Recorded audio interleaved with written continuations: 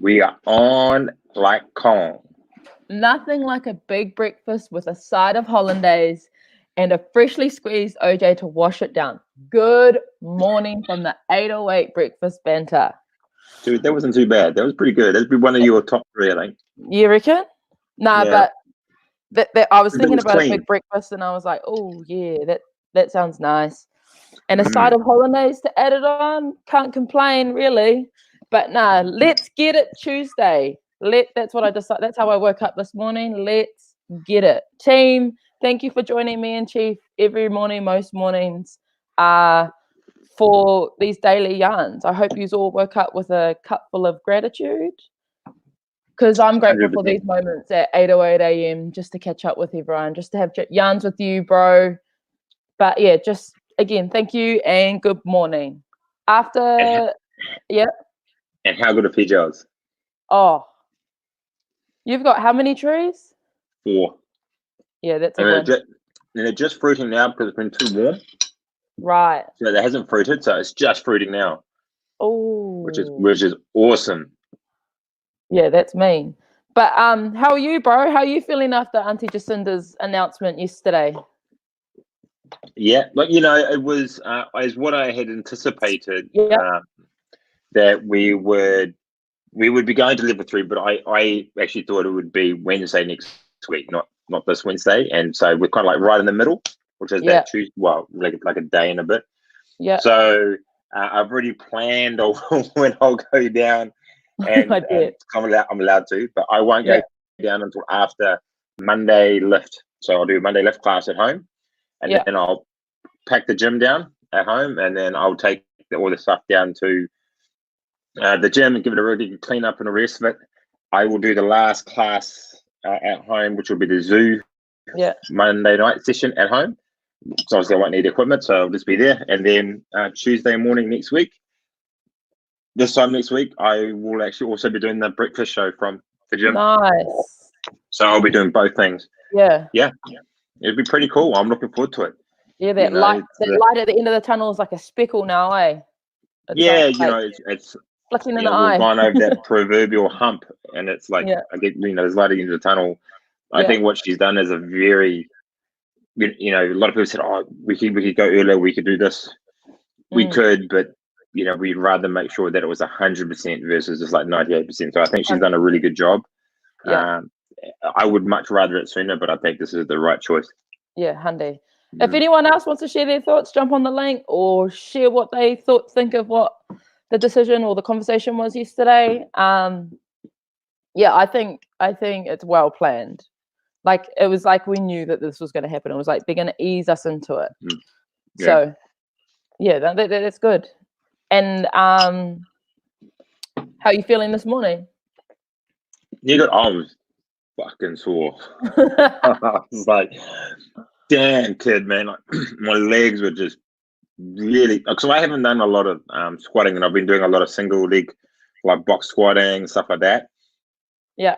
And so I've been like getting lower and lower and lower. And I did kind of like to 90 degrees pistols yesterday. Yeah. And wow, thunder thighs here.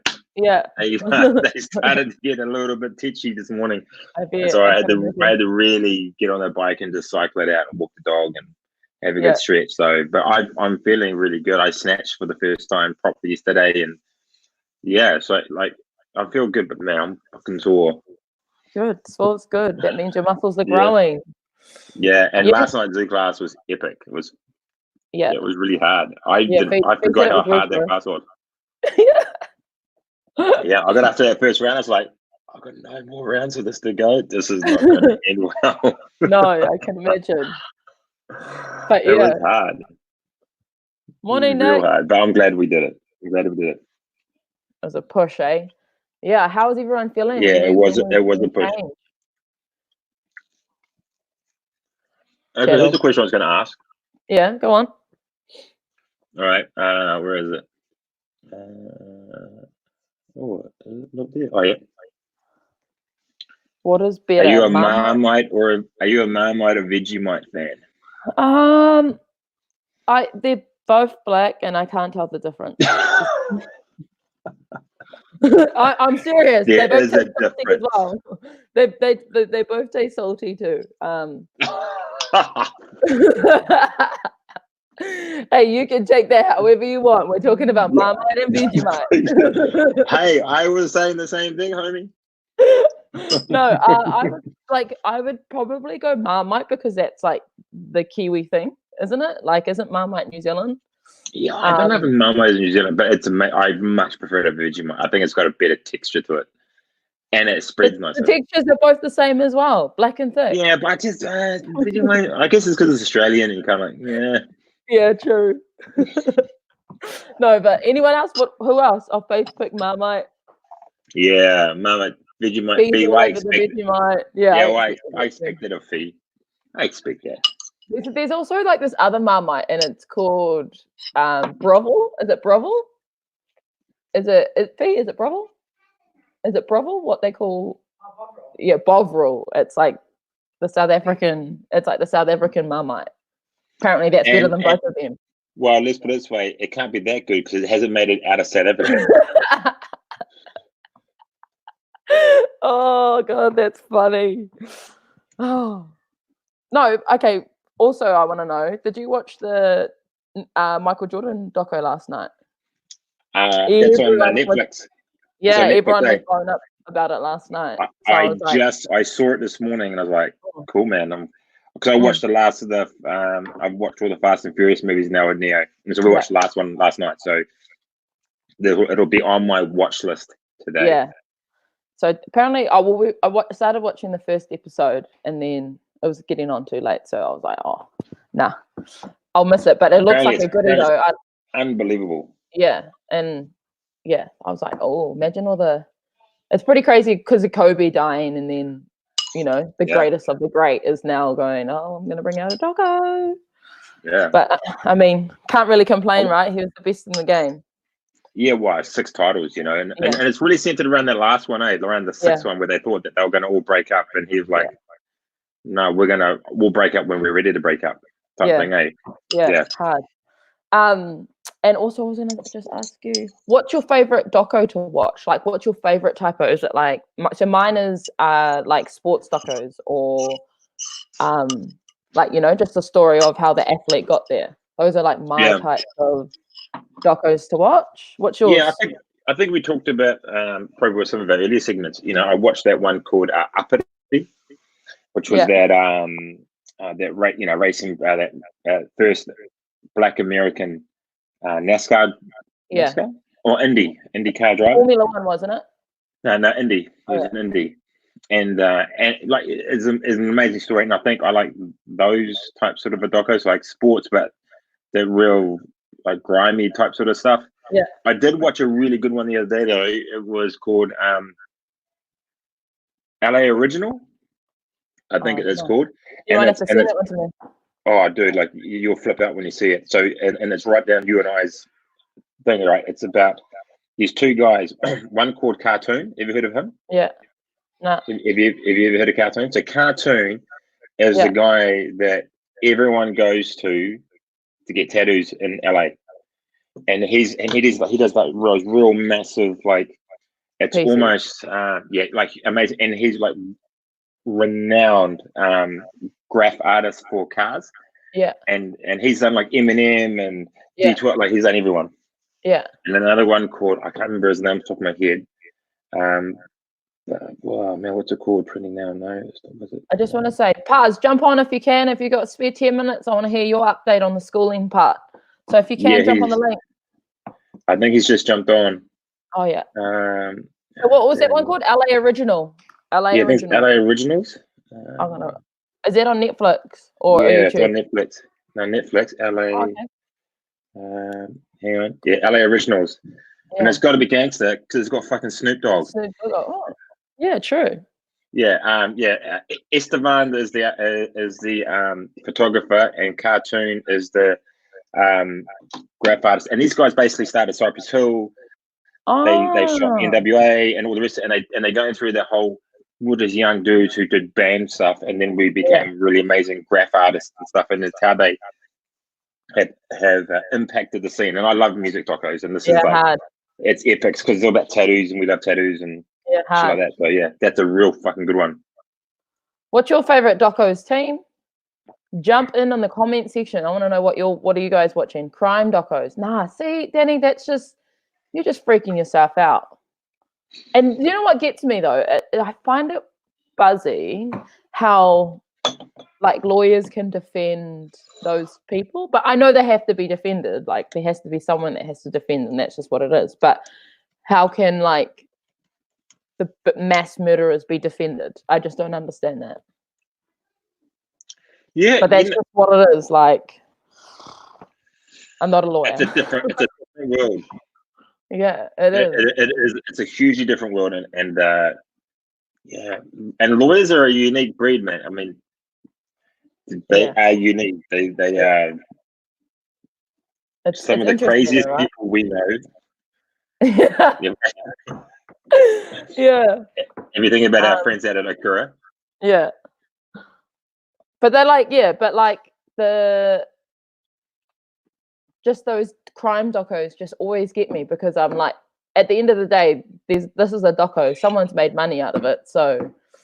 Yeah, it is. What's right from wrong? Who's telling the truth and who's not? Or did someone just make powder coat this story to make it sound better? Because, Yeah. But I guess that's the world we live in. And so that I do quite like watching the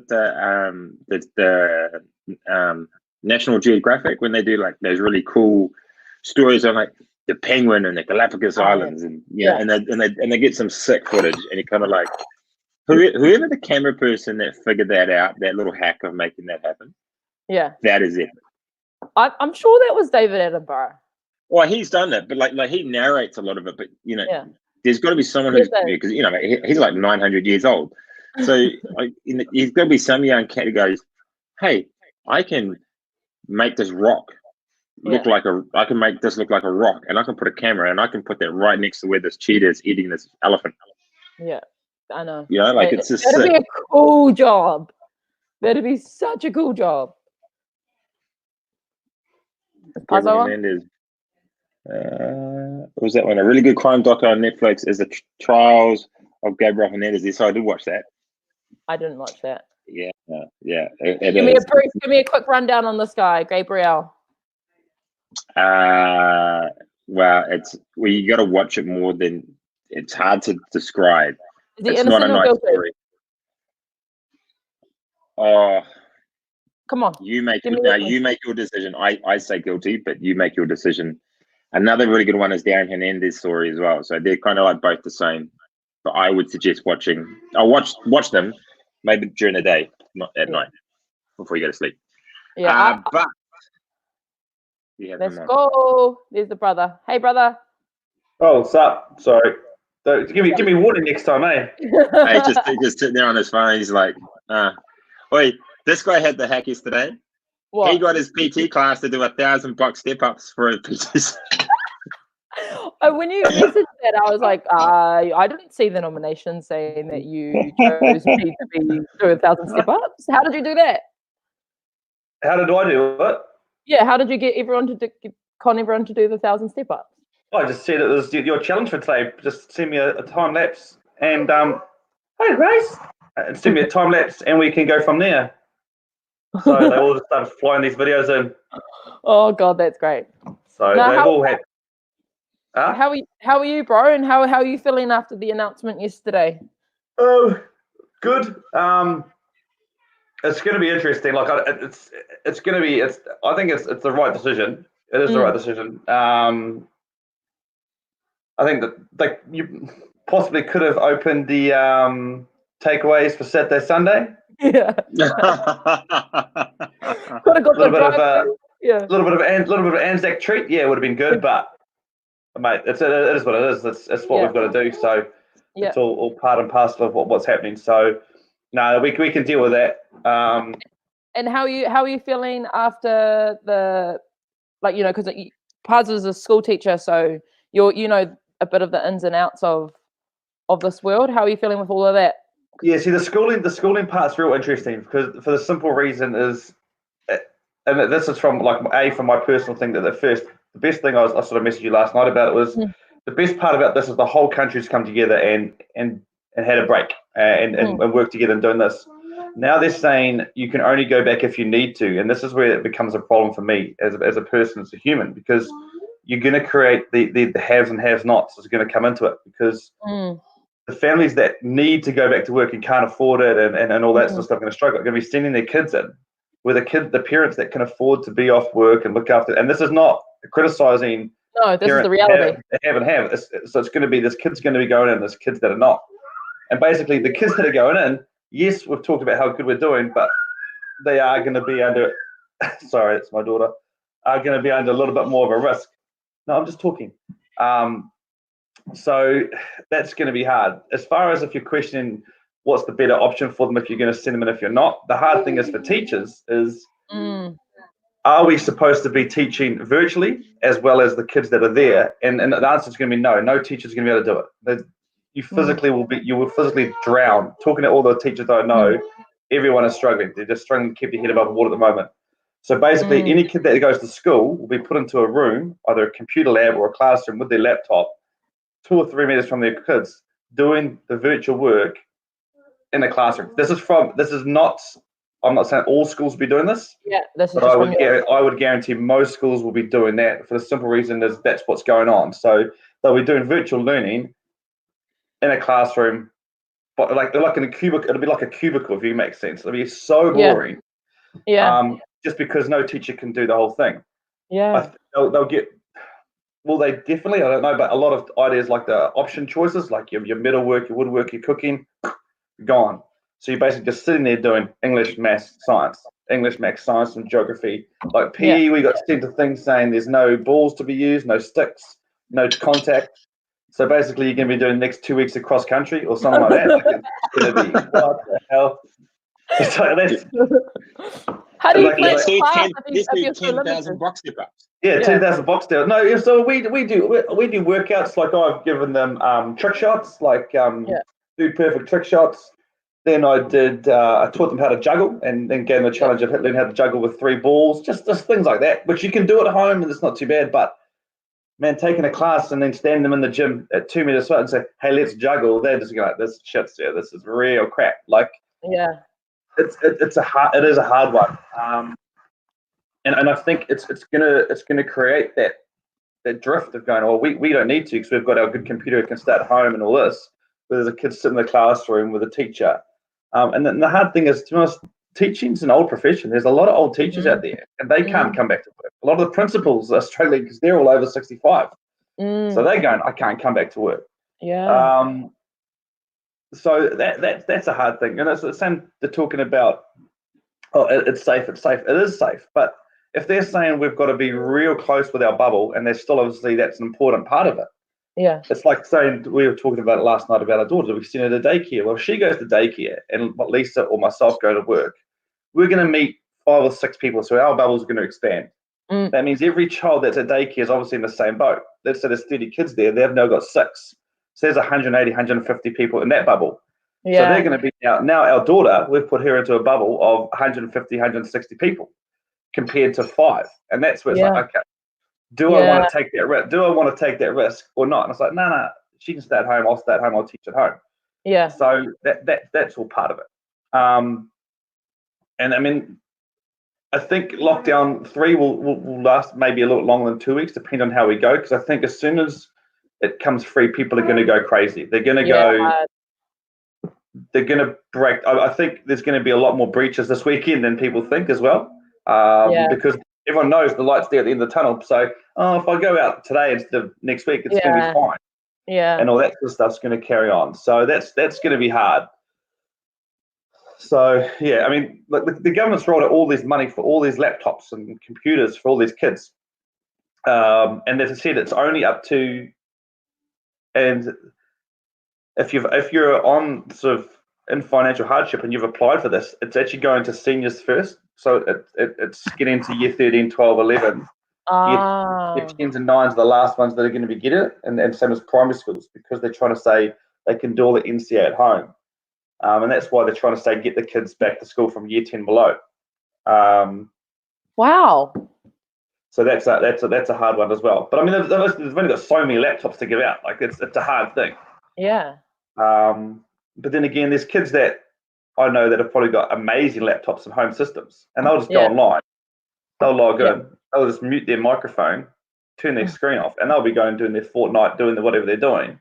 Yeah. As I'm sitting there teaching the class, and that's going to happen. Yeah. So I don't know. I mean, I'll be honest. I'm actually quite in touch with. I'm quite lucky. A lot of my kids are doing their work. Well, most of them are doing their work as much as they would do as if they were in school. So relatively okay there. But I know there would be some, like if you're sitting there and a certain kid just hates maths, why the hell are you going to sit there and do maths? 100%. And then we're running into the situation now because obviously through the deaning and the DP stuff is we've got kids because it's coming to the end of the semester, so their option choices are going to change. Right. So they're saying, why do I have to do the rest of this work? I'm going to be changing subjects in like 3 weeks. Can I not focus on maths, English, and science? And then we're getting messages from my pals at Be Above saying, no, they need a holistic curriculum. It's like, man, this is not normal. So you're getting messages from everyone in different situations. I mean, there's some schools that I know that only do 2 sort of lessons a week. So you'll get like an intro on Monday saying, this is all the work I want you to do for the week. I'll catch up with you on Thursday, see how you go, and then that's it. Our school, we're every hour, every lesson, we're teaching normally on a computer, and it's like, I've never been this tired from teaching since my first year. Is it taking its toll? Massively. And it's like, so I'm doing my work, Lisa's trying to do her job, and then I've got one girl on this computer over here doing her home learning, which I've got to learn with her because she can't do it because great, Livy's only 6. Then we've got Charlie in there doing her home learning where Lisa's trying to help her, and then we've got Grace just to make sure she doesn't kill herself. So, and that's the hardest part. And so, and then also to be able to, like, then we feel like we're not giving any time to Grace, so it makes it really hard. So I'm doing all that. Me and Lisa don't really communicate anymore because we're doing everything through virtual stuff. And that's why, like, I feel like the one big thing is it's really good for me, especially this 808 banter, even just coming and listening and doing those quiz nights, just because that's the only adult sort of interaction I'm having, because I'm just with kids all day. Not only my own, but others. And you get into that teacher mode where I just want to relax and just take the piss sort of thing. Like you need that, otherwise you're going to go crazy. But it's going to be an interesting little time. I think it's like, and it's hard on some, like, single parents. Like I can see it's real tough. And it's like, well, what do we do? You basically, if you're panicking, the thing is, you would expect the kids to get 20% of the information they would normally get at school. That's how we've been taught to teach. So my lessons, I'm giving like 20% of the work that they would normally get. So my maths class, who were like a top-end maths class, they're like going, this is real easy. I'm like, yeah, but you're getting it done. Yeah. If I set work and then you're like, oh, I need help, it's like, well, I can't stand there. So I've got my little gym whiteboard, and I like share screen, and then they see me work things out, and they can go off. Yeah. But then the maths, some can fly, some can't. So you've got to sort of control that, and that makes it really, really hard. So there's going to be a lot of catch up.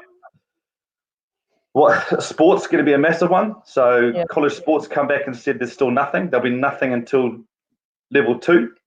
So national champs, like you've got the Marty Cup and all those that people have been training for. The biggest thing also. Well, mate, the massive thing really, I mean, so it's not, I mean, you guys can imagine, like Polyfest, like I know they got cancelled a while ago, but if you were a year 11 2 years ago, it's like at schools that it's met, like James Cook and those, where that's their World Cup. Thing. Yeah. Year 11, bang, I've just trained, I'm ready to go. I'm going to be my senior years going to Polyfest. What happened last year? The Christchurch mosque attacks. Polyfest is cancelled. This year, Polyfest cancelled. So that means 2 years that it's been your jam and you're going, I want to shine. Just gone. Which for those schools, that's their shining light. So personally, they're going to have to make another cultural event. I think they have to, just because these kids are going to miss out. And then for some of them, that's their stay at school. Why do I need to be here? And that holds a lot of kids in school, which is a really, really big thing. And if ever you're going to need culture, it's going to be now. So Paz, hey, I just want to know what would be your advice to, like, parents that are struggling to teach? Like, what would you be like? You know, you can just scale it back a little bit and just do like, I don't know. What would you advise to all the parents that are homeschooling? I think you shouldn't have to teach. It's the teacher's job to provide the work. However, it's your job to help them. I mean, it depends on the age. Like, all I do with Olivia is I sit there and make sure she reads the work and she goes through it. I give her a book. Like, they've got things where they can write it on there, but I just take photos of all her work and just send the photos in rather than her typing it in. If it's a high school kid, you just got to make sure they're logging in. Can you guarantee they're doing the work? No, you can't even guarantee they're doing the work in school. So that's a hard thing. And like I said, the main thing is to try to teach what you can control. So if you want to teach what you know. Like, there's no, if you don't know, if you can't teach maths, don't teach maths. Like, I try to look at, I mean, I teach high school maths, but to teach the primary school maths, they do it in a different way. And if I try and go, oh, this is how I learned it, it's like, mate, that's not how we learn it. Like, even my maths, this is the first year I started teaching maths to help out. I started teaching stuff, and when I was at high school, and the maths teacher's like, no, we don't do it that way anymore. So there's different things like that we've got to be very, very careful of. So if you don't know it, don't teach it. But teach things like, hey, let's get up, let's make our bed together. Boom. Boom. This is how we do it. Let's go and do this. Let's go on a nature walk, grab something, boom, go and draw that. Like, things that you're not going to tell them how to change, like how to make your lunch, what do you want for lunch, do all those sorts of things. So it's a real interesting way to see how things are going. But it's hard. Like, get up, get yourself ready, all that sort of stuff, and that's what I can control and we want them to learn. But as far as what can you teach, like, I can't teach English. I mean, if I was at home with a high school kid and they were like, help me with this, I'm like, you've seen my messages, no bad spelling, no punctuation. It's like one whole sentence for 3 pages. So I can't do that. But that's how things are going. So teach what you can. Don't get stressed about it. I mean, again, I don't know how many teachers are watching, but in all honesty, if they're primary school, as long as they're reading books at home with you and writing things out, that's it. I would leave it at there. Play board games. There's enough counting and stuff on board games. Do all that, and that's education. That's learning to me. That 2 weeks isn't going to mean nothing. I mean, you see all these things that these companies bring out saying, oh, hey, there's these reader programs for 5 or 6 year olds. You buy this, your kid's going to be reading at the age of 15 when he's 6. Yeah, he will do, but when he goes to school, they mold into the group that they're with. He'll just won't. No teacher is going to have a 5-year-old and give him like the encyclopedia. They're going to go, no, you can have the same book, and teachers can't cope with that accelerate. You're gonna go back into the norm. If you're really, like, there's a real good guy, Nathan Wallace. He's awesome. Like, he's the guru. He's a child psychologist. And he's just putting daily logs of how he's teaching his kids. So he comes and teaches, especially teenagers. Like, he's like, look, teenagers are going to be anxious. They're dying for some social interaction. Like, these will be their next weapon. And he hates the phone, but that's what's in. So doing things like that. But it's good now. So I've got to set make them watch the Last Dance from Michael Jordan. That's my thing. That's my next assessment. That's what we were just talking about. So mate, it's so good. In there. Oh, so good. Oh, okay. I hope it rains all day so I can watch it. Paz, give us a would you rather. Would you rather? Oh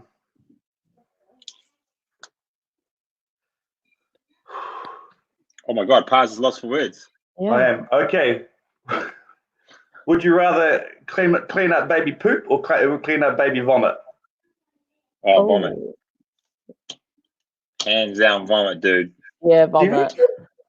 Dude, the stuff that comes out of baby's backside shouldn't be on this earth. Yeah, but it's the process of what's going in their mouth as well, isn't it? But come on, like, it's vomit is way easier to deal with. There's always corn in there, and she doesn't eat corn. Well, corn is the devil, man. Yeah, as you know. Corn is. I actually remember when we had Ayla, and I changed her nappy for the first time, and I was like, But how do you do this? Because I'm a boy, right? Yeah. It's just like, how do you clean this up?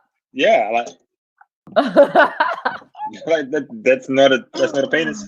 The video. I just remember, all I remember is like when you're in the hospital and we first had Charlie, and it's like, no, being a dad, this is fucking easy. Don't worry about it. And then you get in the car seat, and then you walk in the front door, and you look at the lease, and it's like, oh shit, what do we do? What do we do? That was it. Like, there's no nurses, no doctors. We're like, and that's when it hits home. You're like, oh my god, what the hell do we do? Give us a quote number, Pazzi. Give us a quote number. Go for 45, because I've actually got to teach at 8:45, so I'm going to teach in 6 minutes. So I'm going to have to love and leave you guys. That's great. a good time. Thank you, bro. Thank you for I'll check the quote on the Facebook, and hopefully I'll see you guys. I'll be at maybe Zoo tonight. I might record that, send it to my kids tomorrow. Yeah, do that. Definitely. I reckon they could do that. Don't worry, bro. I'll do teaching for you, Cuzzy. That's me hypocritical the way. Teach what you know. I don't know that. So I just almost the whole 20 minutes I've been talking is all lies. All lies. All right, kid. All right. Peace out, team. 45 up for you. Okay, he picked page 45. Quote of the day, team, is some men see things as they are and say why. I dream things that never were and say why not. Does that make sense? Oh, yeah, I get that. Some men see things as they are and say why. I dream things that never were. I dream things that never were and say why not. A good way. Is it a female that read that book? Well, George Bernard Shaw was the person that wrote that quote. So I'll get that up and put that up for Pazzi. But no, that was awesome. That.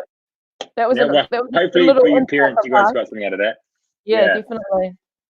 Because it was, there's a lot of hoo-ha in the air about that sort of stuff. So for our people, if you got more questions, just bombard Paz. He doesn't do anything anyway. He says he does. He does fuck all. Yeah, definitely. But other than that, team, we're going to love and leave you for Tuesday morning, and we'll be back tomorrow morning. Do something nice today for yourself. Put yourself first today. That's my advice for you today, is do something nice for yourself, whether it be having 5 minutes by yourself, or having a piece of chocolate because you feel like it, or whatever. Just do something to make yourself feel good. That's my advice for you today. Good advice, my mate. All good, brother. All right, team. That's us. Farewell and adieu. Love you all very much. Breakfast Banter over and out. Thank you.